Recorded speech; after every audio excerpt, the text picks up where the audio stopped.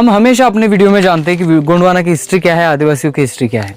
और ये हिस्ट्री इसलिए जानते हैं क्योंकि बहुत सालों से आदिवासियों पे जो अन्याय हुआ है वो अन्याय इसलिए नहीं हुआ है कि वो सिर्फ आदिवासी और यहाँ के मूल निवासी कंसेप्ट में आते, इसलिए भी हुआ है कि आदिवासी अगर सामने आए तो बहुत सारे लोगों का यहाँ पे दुकान उनकी बंद हो सकती है।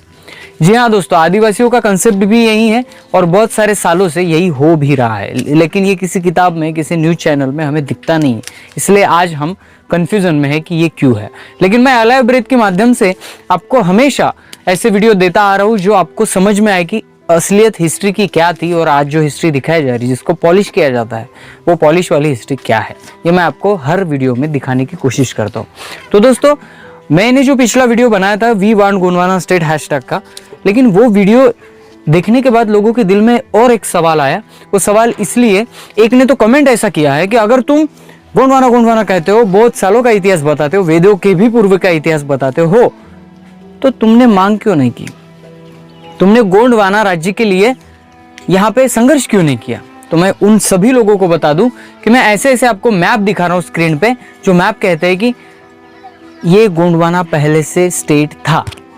जी हाँ दोस्तों, सीपी एंड बेरार का अगर आपने सुना होगा तो वो सीपी एंड बेरार यानी आज का उत्तर तेलंगाना भी गोंडवाना राज्य में आता है। जी हाँ दोस्तों, सेंट्रल प्रोविजन से बेरार का जब नाम लिया जाता है तब वो है गोंडवाना का एरिया, जाने कि आज का उत्तर तेलंगाना, उसे गोंडवाना कहते हैं। उसमें 4 गढ़ आते हैं। जी हाँ दोस्तों, मैं आपको उसकी इंफॉर्मेशन दे दूं, उसमें 4 गढ़ आते हैं। वो गढ़ है, पहला है गढ़ामंडला, दूसरा है चांदागढ़, तीसरा है देवगढ़ और चौथा है खेरलागढ़।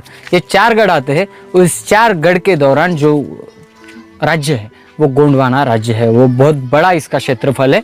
इसके बारे में हम बाकी तौर पे जानेंगे। आज हम जानेंगे कि गोंडवाना में जो संघर्ष हुआ है, गोंडवाना के लिए जो संघर्ष हुआ है, गोंडवाना इस राज्य के लिए जो संघर्ष हुआ है, इसको कहीं ना कहीं दबा दिया गया है, कहीं ना कहीं इसको सामने नहीं लाया गया, इसलिए आज गोंडवाना राज्य की मांग पीछे पड़ी। बहुत सारे लोग कहते हैं कि यार तुम गोंडवाना कहते हो तो मांग क्यों नहीं बढ़ाते, आप लोग गवर्नमेंट को क्यों नहीं मांगते ये स्टेट? अरे भाई, हमने मांगने की कोशिश की है, लेकिन यहाँ पे जो कर्मी लोग हैं, जो ये शासन चलाते, उनको नहीं चाहिए गोंडवाना राज्य, और उन्होंने बहुत तरीके से झुटकार दिया है। इसका पूरा इतिहास तारीख डेट सहित मैं आपको बताने वाला हूँ। जैसे बात दोस्तों, मैं राहुल खन्ना के अलाइव ब्रेथ चैनल पे आप सबका स्वागत करता हूँ। दोस्तों, हमेशा की तरह मैं कुछ ना कुछ इंटरेस्टिंग लेके आता हूँ और आप भी सुनते हो, उसके लिए धन्यवाद। चलिए दोस्तों, आज के वीडियो तो जैसा कि मैंने आपको बताया कि गोंडवाना राज्य की मांग की पहली अगर किलकारी उठी गई है तो वो है कुमरान भीमू, यानी आदिलाबाद के कुमराम भीमू, जिसके बारे में मैंने वीडियो भी बनाया है। जो अगर आपने नहीं देखा तो प्लीज़ चैनल की लिस्ट में जाएं, वहाँ पे आपको कुमराम भीमू की फुल स्टोरी वाला वीडियो मिल जाएगा। कुमराम भीमू ने पहला आवाज़ उठाया इसके लिए कि जल जंगल ज़मीन यह आदिवासियों की, यह जहांगीर है और आदिवासी यहाँ का मालिक है, सो हमें हमारा स्टेट मिल जाए। स्टेट मिल जाने से क्या होगा, ये भी कुमराम भीमू ने बताया है कि उसकी भाषा का, संस्कृति का, रीति परंपराओं का और अपने वजूद का संवर्धन हो सकता है। इसलिए कुमराम भीमू ने पहली आवाज़ उठाई। यह समय था 1941 का, जब अंग्रेजों की बड़ी तादाद में इंडिया आज़ादी के लिए जूझ रहा था। तभी कुमराम भीमू ने हैदराबाद के निज़ाम से और यहाँ के अंग्रेज सरकार से एक ही मांग की, वो है गोंडवाना स्टेट की मांग। जी हाँ दोस्तों, और ये मांग तभी से शुरू है और इसके पहले के भी मैं एविडेंस दिखा सकता हूँ, जो गोंडवाना के लिए यह एरिया जो है वो गोंडवाना, संपूर्ण गोंडवाना एरिया था। दोस्तों, यह तारीख बहुत याद में रखने वाली है। 25 जुलाई 1947। जी हाँ दोस्त, हमारे देश को आज़ादी कब मिली थी? 15 अगस्त 1947। और मैं बात कर रहा हूँ 25 जुलाई 1947। जी हाँ दोस्तों, कुछ 20 दिन पहले ऐसा कुछ हुआ था जो इस देश के इतिहास की नींव बदल देगा। जी हाँ दोस्तों, तब थे लॉर्ड माउंटबेटन, और लॉर्ड माउंटबेटन ने सभी रियासतों को, सभी संप्रदाय के जो राजा है उनको मीटिंग के लिए बुलाया। वो कहा, दिल्ली के रामलीला मैदान पर। जी हाँ दोस्तों, उस मीटिंग का मैं थोड़ा सा आपको बता दूं कि मीटिंग में ये तय हुआ था कि 18 जो रियासतें हैं, जो मुस्लिम रियासतें हैं, उनका शेष एक देश बनाया जाए, वो है पाकिस्तान। इसके लिए एक प्रोविजंस था। दूसरा जो है 258 रियासतें आदिवासियों की आती है। जी हाँ दोस्तों, ये आंकड़ा कुछ समझ में नहीं आ रहा आपका, लेकिन मैं बता रहा हूँ 258 रियासतें आदिवासियों की थी, यानी उनका एक अलग राज्य बनाया जाए, गोंडवाना राज्य, और बाकी जो शेष बचते हैं उसका एक अलग देश बनाया जाए। यानी 258 का एक देश, 18 रियासतों मुस्लिमों का एक देश, जो शेष बचते हैं उनका एक देश, यानी 3 देशों का प्रावधान लॉर्ड माउंटबेटन ने अपने मीटिंग में रखा था। लॉर्ड माउंटबेटन ने यह प्रावधान सभी को रखा था और बहुत सारे राजाओं ने इसको सम्मति दी थी। ब्रिटिश के वाइसराय लॉर्ड आर्किबाल्ड बवेल ने इसको मंजूरी पहले से दे दी थी। सिर्फ इस मीटिंग में बताया जाने वाला था और उसके बाद एग्रीमेंट होना था। और एग्रीमेंट के बाद 18 शेष रियासतों का एक मुस्लिम राज्य बनेगा, 18 शेष रियासतों का मुस्लिम देश बनेगा, 258 रियासतों का गोंडवाना देश बनेगा और बाकी जो शेष बचते हैं उसका एक अलग देश बनेगा। इस 3 एग्रीमेंट पे साइन होना था, लेकिन 18 रियासतों का मुस्लिम देश तो बना, पाकिस्तान बना, लेकिन ज्यादती हुई आदिवासी लोगों पर। और आदिवासी लोगों के जो 258 रियासतों की बात हुई, तब पंडित जवाहरलाल नेहरू और महात्मा गांधी इन्होंने इस बात को कहकर ठुकरा दिया कि आदिवासी पढ़े लिखे नहीं हैं, वो अपना देश चला नहीं सकेंगे, हम उनको पहले पढ़े लिखे करेंगे और उसके बाद ही उनको उनका देश सौंप देंगे। जी हाँ दोस्तों, इसके तहत इंडिपेंडेंट एक्ट के तहत ट्रांसफर ऑफ पावर एग्रीमेंट किया गया। जी हाँ दोस्तों, ये लीज मैं इसकी बात नहीं कर रहा हूँ, जो रेवेन्यू एक्ट है 1921 का, उसकी लीज 1969 तक थी। और जब ये समझौता किया गया, ट्रांसफर ऑफ पावर एग्रीमेंट किया गया, इसमें एग्रीमेंट में बताया गया कि आदिवासी राष्ट्र जब सुशील हो जाए, सुशिक्षित हो जाए, तभी उनको उनका राष्ट्र सौंप दिया गया। कितने साल हो गए आज़ादी के बाद आपको? 1947 से आज 2020 आ गया है, लेकिन आदिवासियों को उनका राष्ट्र कभी नहीं मिला है।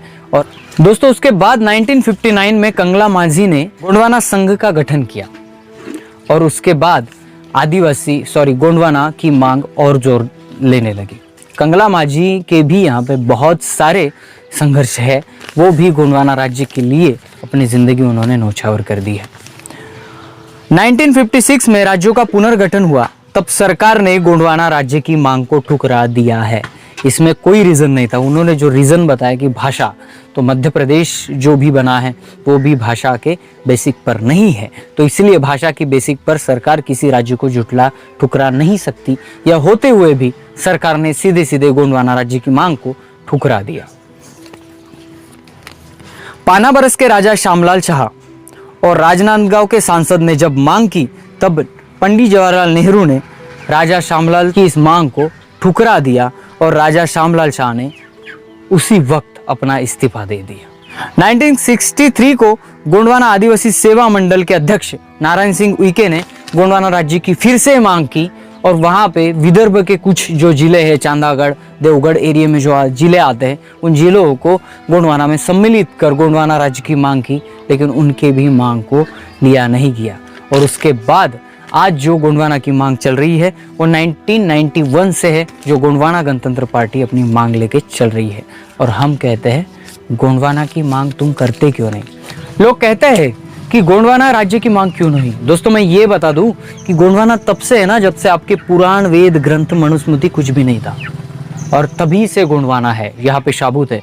कुछ अंग्रेजों ने जो नक्शे निकाले हैं उस पे भी गोंडवाना दिखता है और बहुत सारे ऐसे एविडेंस है जिस पे गोंडवाना दिखता है। और हम कहते हैं कि गोंडवाना कहाँ से है, गोंडवाना ये क्यों है, और है तो गोंडवाना के लोग इसके मांग क्यों नहीं करते?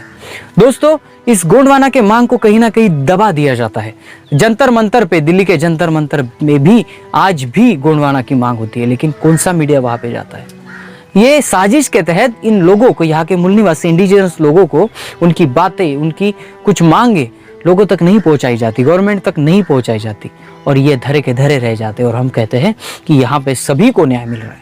दोस्तों इसको न्याय नहीं कहते, इसको एक तरफा न्याय कहते हैं। और दोस्तों यहाँ पे आदिवासी लोग आज भी आवाज़ उठाना चाहते हैं, आवाज़ भी कहीं ना कहीं उनकी आवाज़ घूमती है, लेकिन वो जहाँ तक जाना चाहिए वहाँ तक जाती नहीं है। इन सभी गोंडवाना मांग को अगर हमें आगे ले जाना है, तो मैं सभी मेरे सगाजनों को निवेदन करता हूँ, मेरे आदिवासी भाइयों को निवेदन कहता हूँ कि दोस्तों अगर आपकी भाषा, आपकी बोली, आपकी संस्कृति आपकी बचनी चाहिए, ऐसा अगर आपको लगता है, तो आपका प्रदेश आपके नाम से, आपका प्रदेश आपका होना चाहिए।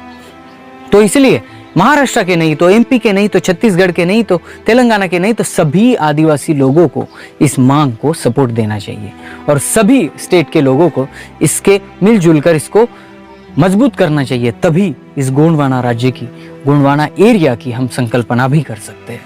दोस्तों वीडियो पसंद आए तो लाइक शेयर कमेंट कर देना। मिलते हैं अगले वीडियो अगले टॉपिक के साथ, तब तक के लिए जय सेवा, जय जोहार, जय आदिवासी, जय गोंडवाना, जय भीम।